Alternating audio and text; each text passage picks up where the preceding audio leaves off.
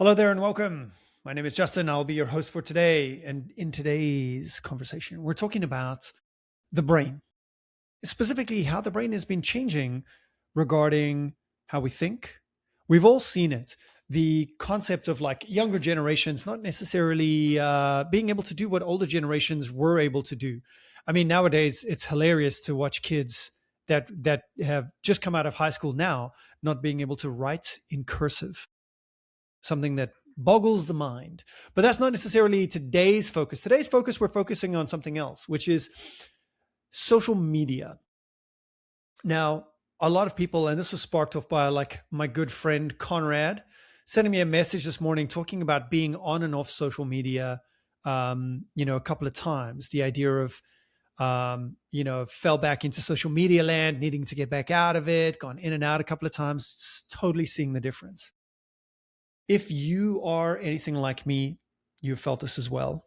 Casey Neistat made a video on it where he compares it to feeling hungry and therefore just grabbing a bag of like potato chips, where you don't actually satisfy the craving with real wholesome food, but instead you satisfy the craving with junk food.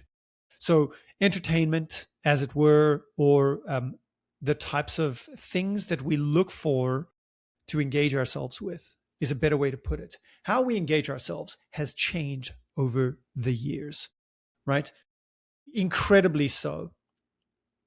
So we've got to come to this concept. Neil Postman's 1985 book, Amusing Ourselves to Death, introduced the term the typographic mind. And what it is very simply put, a brain that is developed from reading.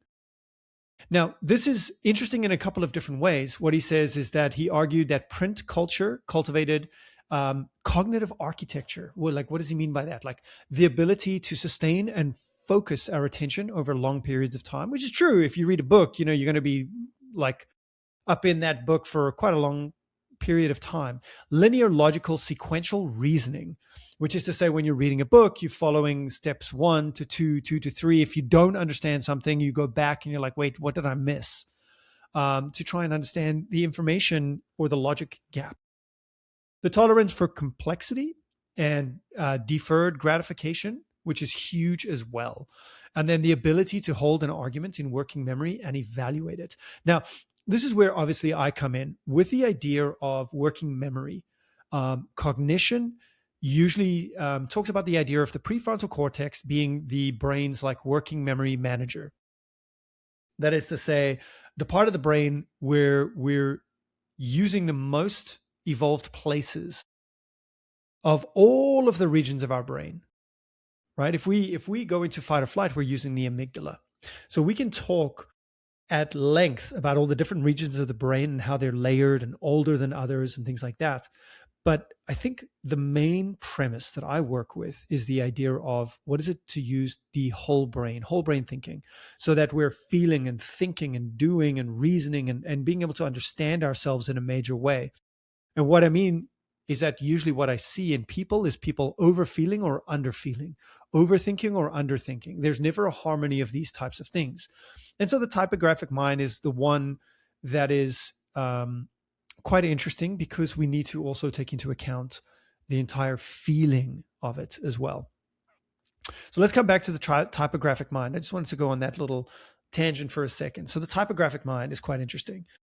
Marianne Wolf, UCLA cognitive neuroscientist, is an expert voice in the neuroscience of reading. And she argues that reading is not born, it is built through years of practice. And so this is quite interesting to talk about, is the idea of no human writing and reading system is developed similarly. When we take a look at what we use, which is the Roman script, it's very different from, there are technically 3 different types of script. There are symbols. There are symbols that represent meaning, symbols that represent sounds, right? And within symbols that represent sounds, there's also the idea of alphabets that don't write vowels, or they don't write every sound. Those vowel sounds are considered to be like little accents. So this is Arabic, for example. And then an example of symbols that represent meaning, well, that's going to be like Chinese. So Japanese has 3 alphabets. hiragana and katakana are symbols that represent sounds, whereas kanji, the Joyo kanji, for example, these are symbols that represent ideas or meanings, right? So if you draw a dog, that is almost like a form of an alphabet because you're drawing a representation of a thing, right? It just so happens that we've then evolved it to draw these particular scribblings that actually represent sounds, not things. And from that, we can then create sounds that represent things. So it's quite interesting that the human brain does not have reading and writing as an innate ability. It is something that we've developed. And so there's a term called psychotechnology, which is technology for the mind to be able to utilize. Mathematics is another example of psychotechnology. If you think about how animals hand down certain things, you have to teach it, right? And most animals, when they're born, they're pretty much born with all the abilities that they'll have throughout their lives. They don't actually go on developing new things. But humans can build on generation after generation. And with that in mind, one of the things is obviously writing and reading, right? So literacy and numeracy. So these 2 points, literacy and numeracy, are part of a developed generational mind, should we say. We inherited the developments of the brain from previous generations on how to do math, how to read and write. And of course, our writing and reading systems follow our language systems, which have taken generations to develop as well. It is insanely complicated and it's got an incredible history. I love it so much. And it forces us to change the circuitry as well. This is quite interesting. The idea that our brain has a visual cortex and we hijack that visual cortex in order to make sense of reading and writing scripts. So it creates a reading circuit in the brain. So there's literally new musculature, new circuitry that is developed. It is incredible. So let's talk about that for a second and be like, well, reading and writing isn't something that humans are naturally supposed to be doing, but we developed it. So that is to say, there's an argument against it to say it's not natural, which is quite interesting, to say the least. So it comes back down to, well, what do you think humans should be doing? What do you think we were developed to do? And what do you think is this future? If we make the argument that, well, let's keep reading and writing in human civilization, well, what's the point? Where are we going with it? Which becomes quite interesting as well. So there is this part to the brain where we talk about processing time to connect information, higher order thinking, critical analysis, empathy, insight, deep processing, things that happen in the working memory. I want to highlight that again. Empathy comes from deep processing. Insights, critical analysis come from deep processing. These things, this analogical reasoning, these are skills that require time in order to take place. So when short form video takes place, there's a recent meta study of nearly 100,000 people, and the conclusion was that frequent short form video users scored lower in attention, inhibitory control, and working memory. So what are we talking about? Attention? Well, that's quite easy, paying attention. Inhibitory control. I looked that up specifically for the definition so we can talk about it today, where inhibitory control is literally the idea of an ability that allows you to suppress automatic urges, impulses, distractions, right? It's basically just a big pause button so a person can think before reacting to choose the most appropriate action. And there are three. There's a behavior one, like a motor inhibition, right? So scratching a mosquito bites and you stop yourself from scratching the mosquito bites, that is inhibitory control. Attention inhibitory control is probably the one that we're talking about here, and also the next one as well, to filter out external distractions to stay focused on a task. For example, a conversation in a very noisy environment, right? Being able to block out certain sounds, right? Your success rates on blocking out certain things. The last one is cognitive inhibition, which is obviously if you've got a thought, a negative thought, or you're stopping yourself from losing your temper, that is again cognitive inhibition. So that is to say that people who watch short form content and the brain starts to change, we see the changes in attention. We see the changes in inhibitory control and then working memory as well, which is holding multiple things, being able to reflect, have insights, deeper reasoning, and analogical thinking, things like that. So it's very interesting. And they talked about um, abnormal white matter in brain regions responsible for behavioral control. So again, we see that inhibitory mechanism coming into play here, where they can't actually control themselves behaviorally. They also talked about teenagers who check social media 15 times a day show altered brain sensitivity in regions governing decision making and emotional regulation. Aha. Emotional regulation. This is quite interesting as well, where we emotionally regulate ourselves versus not. And I want to point out that a lot of the work that I do with clients is about emotional regulation. When people are dysregulated, we see blood flow and brain activity in deeper regions of the limbic system, which is fight or flight responses, which leads us to black and white thinking. It creates a lot of activation of pathways that are very old, these proven defend pathways where we get angry, aggressive with someone. We try and show how powerful we are, where our ego is. And it becomes very easy to kind of poke and prod people into rage. And so hence we've got the term, things like rage bait. Versus the better a person is at regulating themselves, the more they have control over their environments and can actually take more control over their lives as well. So that inhibitory control, being very analytical, being able to regulate ourselves, this becomes very positive in terms of achieving what we want to achieve, whatever that is. So Oxford University Press named Rage Bait the word of the year for 2025. Like, that is insane. Rage bait as the word of the year for 2025. Deliberately engineered content to trigger outrage, right? So you keep watching because of that anger engagement. And so this is to piggyback on something that Mark Manson was talking about. I'll attach all the videos and links to other things that you're interested in down below, by the way. Mark Manson talked about this concept that it's not social media anymore. It used to be social. We used to connect with friends and family. And if people we didn't know, we were highly suspicious of, like, why is this person trying to connect with me? So that we could share our lives. And then after a while, it started becoming a bit weird as, like, people came out of nowhere wanting to, like, snoop in on your life. And it was kind of this big political, bureaucratic mess where you're like, should I friend this person or not? And what would it mean if I don't? Like, oh, this bully from high school wants to connect with me on Facebook.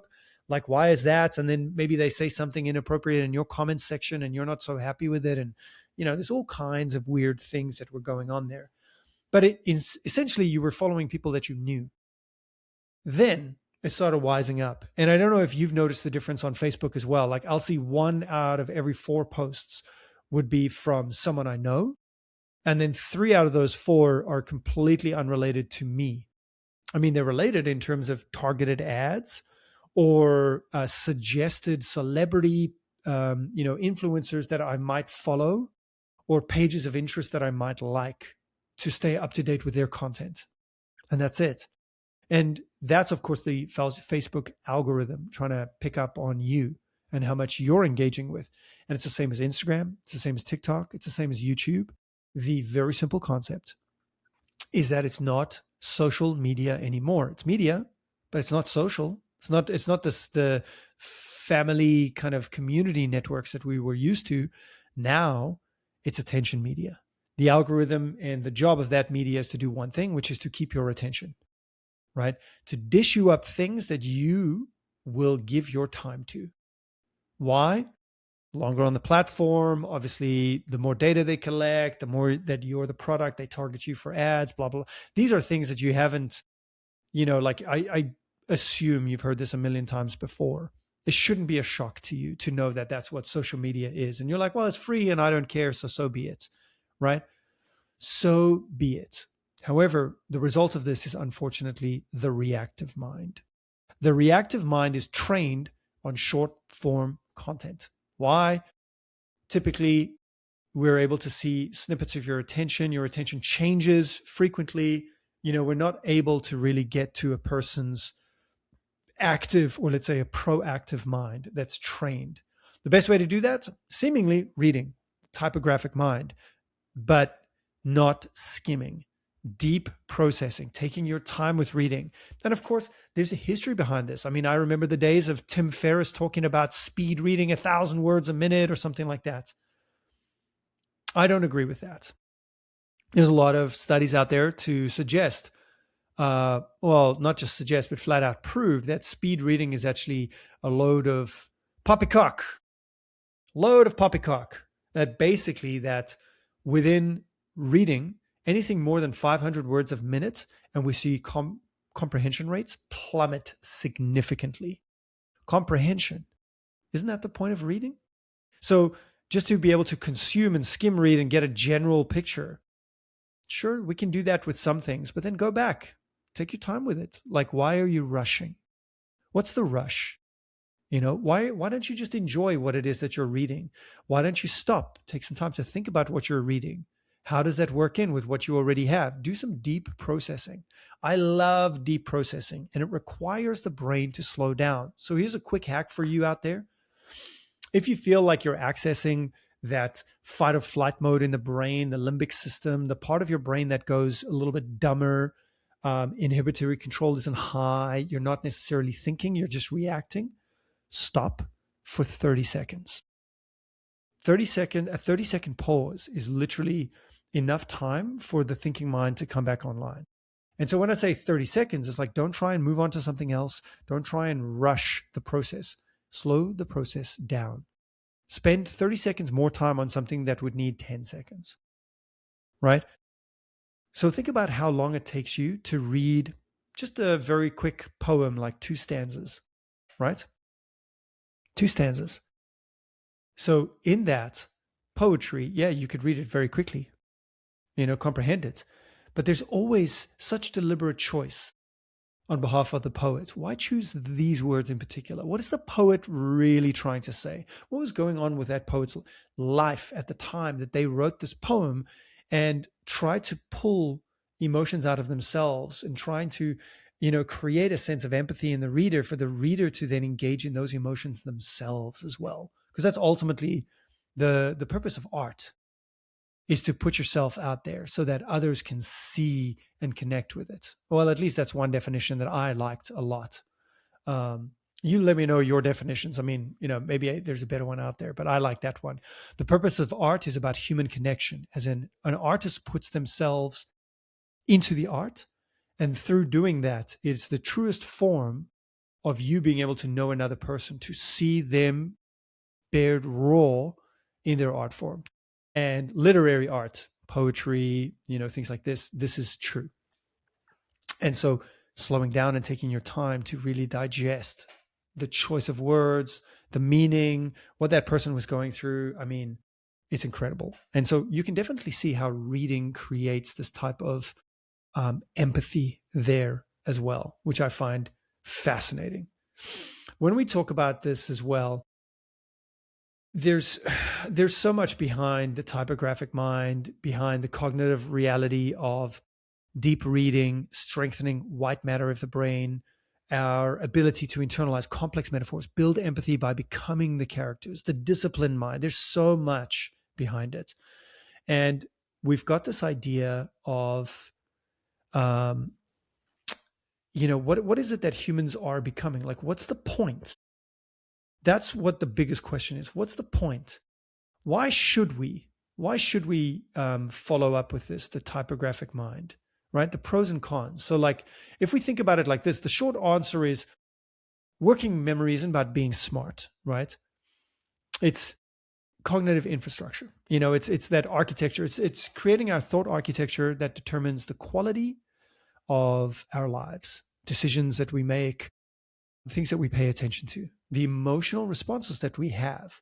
Most people that I know that are in some kind of emotional dysregulation, it's because they haven't had time to slow down and to observe their own thoughts and to deep process the emotions that are there and to really ask questions about what's stimulating these emotions, and where do, like, the deeper processing around the emotions, decision control, emotional regulation, following through, like we said, agency, being able to exert influence and control. But one of the biggest things is here's social intelligence. Social intelligence. How much empathy do you have for others? How much can you stay focused on the conversations that are meaningful to others as well? I want you to think about a time where you were in conversation with someone and they were easily distracted, or they were like ahahing you. Uh-huh, uh-huh, uh-huh. They were ahhing you while they were on their phones, or they picked up their phone midway through you having a chat about something that actually mattered a lot to you. How much that actually broke that social connection. Like that's a huge deal as well. So if we keep looking at this, we can really say, does working memory matter? Absolutely. Absolutely it does. And well, what can we do about it? So my own journey with this as well is that I noticed I only used social media at night before I was going to bed, maybe 30, 40 minutes. I would just go on Instagram and look at puppy videos and this and that, the next thing. But I always got to this place where I'm like, social media kept leading me back to the rageful stuff, the stuff where whatever I was thinking was actually creating an emotion in me that I didn't want. For example, dash cam videos of police, or the instant karma videos where the police pull someone over and they get all righteous with the cop and like, oh, don't you tell me what to do. And then it comes back, this person's got a ticket, arrested. Good for them. Yeah. Serves you right. How dare you? Something like that. I don't know, whatever it is, or like the cop who's just being an asshole, but then caught on camera, and then, months later, the judge sentences fines the cop. Social justice right there. Something like that. Anything that triggers us into thinking, that's right, that person deserved that. Some of my favorite are the random police arrests where they're arresting people who stole and thought they could get away with it, or that it's not such a big deal, or, and you're like, that's right. You've got to follow the rules of society. Take that. That's the type of rage bait that I was getting. I mean, how did I get there from puppy videos? I have no idea.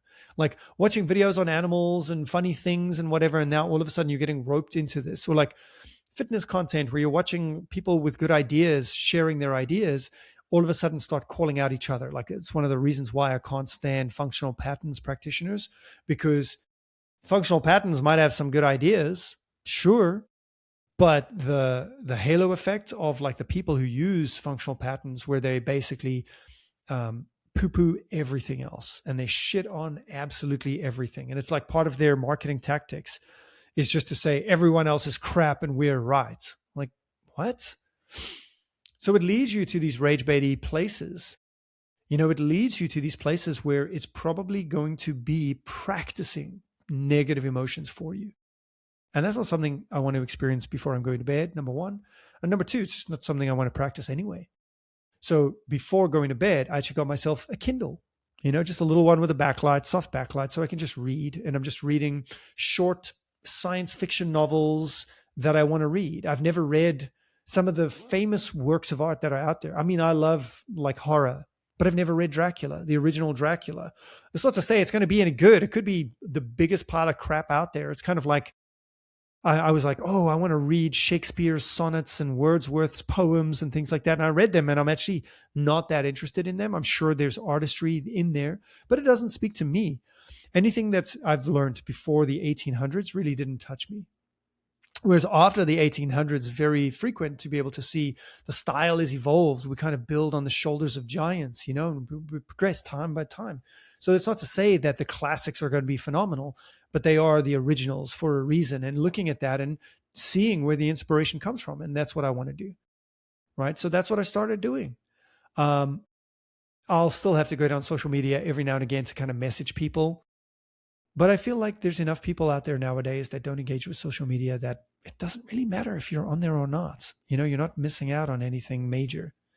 People still share a lot of news with me, and I still watch long form YouTube as well. So here's a couple of stats on long form YouTube. Because again, are we consuming our content via written form, like reading a book, or spoken form, like, for example, the audio form of a book, right? So an audiobook, are you still reading? Are you still creating that same adaptation if you listen to a book versus reading a book? What would you say? What would you say? The answer for me is absolutely not, because to stop, start again, go back, read again, makes sense. You have to hold all of the text in your mind, not just what someone's saying. Conversationally speaking, it's a lot easier to pay attention to the audio function than that visual translation function. You know what? It's worth looking up. Now, when we talk about the long form YouTube content, 57% of YouTube's total minutes watched came from videos that are 20 minutes or longer. So more than half of the consumption of YouTube is actually in very long form content. So there is hope here. These super long podcast episodes, for example, make up the majority of 57 of YouTube's total minutes watched. So that's fantastic, right? The average YouTube video length currently sits at 11 to 12 minutes, which again is positive. But it's not necessarily shifted, because in the last, I would say, 6 years, it's remained about the same, 11.7 minutes, right? And more creators we see are making 30 to 50-minute videos to capture a lot of watch time. So again, it's promoting better consumption of media, I find. But likewise, we've got this paradox. 75% of all the views, not the watch time, but how many views there are, 75% of all the views came from short videos that are less than 60 seconds. Can you believe that? So 3/4 of all views on YouTube came from 60-second shorts. Okay. And now 57% of all videos uploaded to YouTube are shorts. So it's quite interesting, because the number of total minutes watched, obviously it's a lot easier to rack up minutes watched if your video is longer than 60 seconds. So what do we do with this information? Well, for me, it's very simple. The shorts are winning the click game, but the long form is winning the time game, the deliberate, engaged watching. And I do feel that people are much more deliberate. And so choosing and being on the end of, the proactive search. I'm looking for engagement in these realms. Let me find a podcast that's talking about this.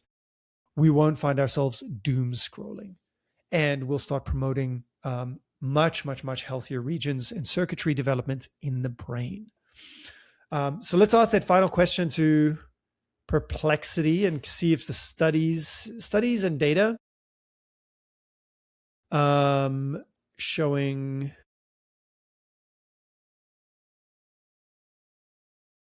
differences between reading a book versus listening to the audio book. Okay, let's see what it gives us. What are your bets? What are you betting on? That reading, it's pretty much the same.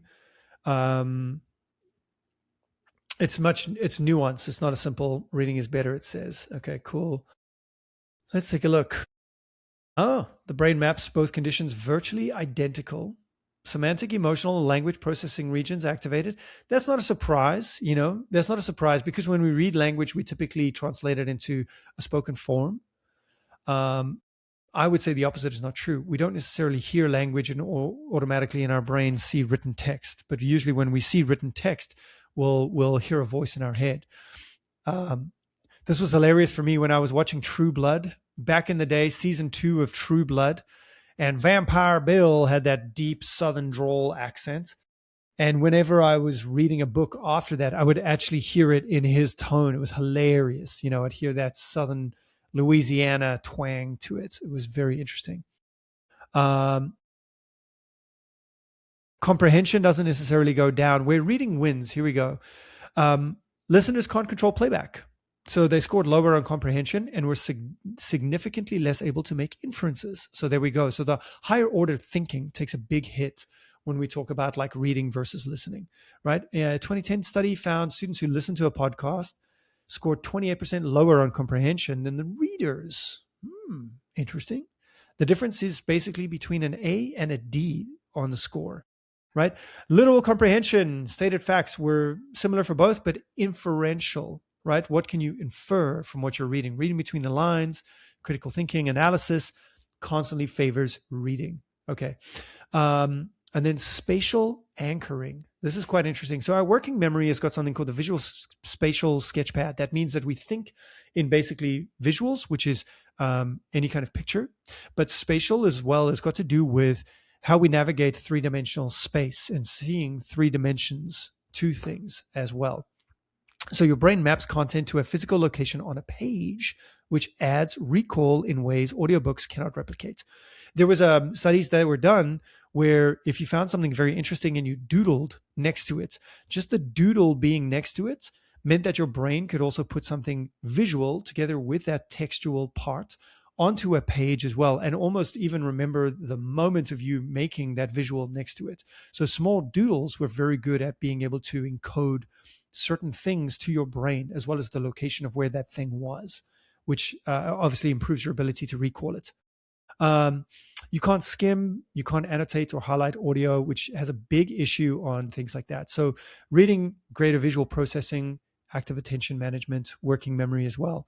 Like, remember, you choose to start and stop with reading. Like, you can't, it's not a passive activity, whereas listening is something that happens to you.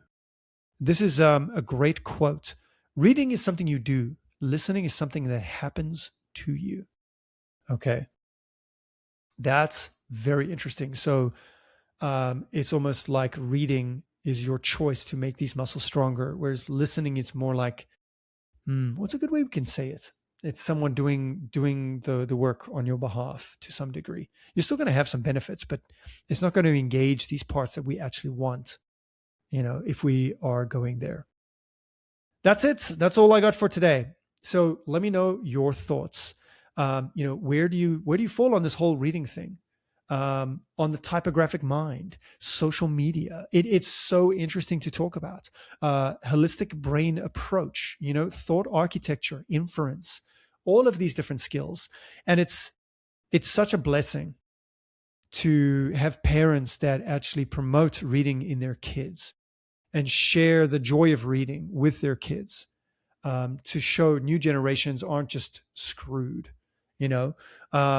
This is a little bit of a different topic, but obviously since they introduced technology in the 2010s, they've noticed a decline in the IQ of people graduating from high school, which is insane.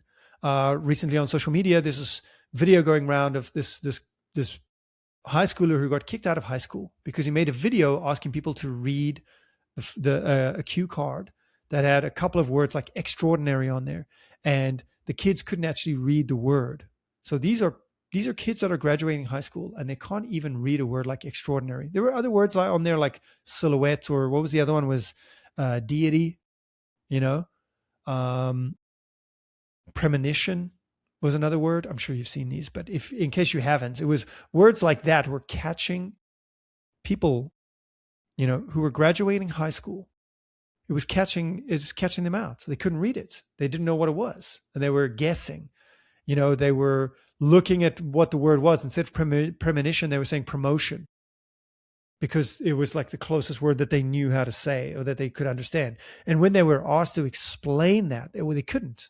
They couldn't even explain the sentence. They were repeating the sentence back, which again shows the shallow surface level of education today. And so, we see the TikTokification of the generations, right? Even just the technology that's involved, the techification of thoughts. And it almost comes back to this idea of, we want to seek out a little bit of discomfort. We want to seek out being hungry for information. We want to seek out being bored. These types of things actually promote greater adaptation. And if we want to adapt, it means we need a stimulus to adapt to. And so once we've got some adaptation, that's great. But how do we just fall in love with that anyway? And one of my greatest friends, Adriano, that guy reads more than anyone else that I know, is constantly recommending books. I have no idea where he finds the time to read, but he does. And I'm like, this is insane. And definitely he inspired me to get a Kindle. And now I'm reading before bedtime. So, your thoughts, I'd love to hear them in the comments. Reply to me. Let me know. I read every single thing. Until that time, I'll also be releasing a book pretty soon on the human operating system, which is a no-nonsense look at how humans work. Specifically, think about it as a manual for your brain to explain everything that's ever happened to you.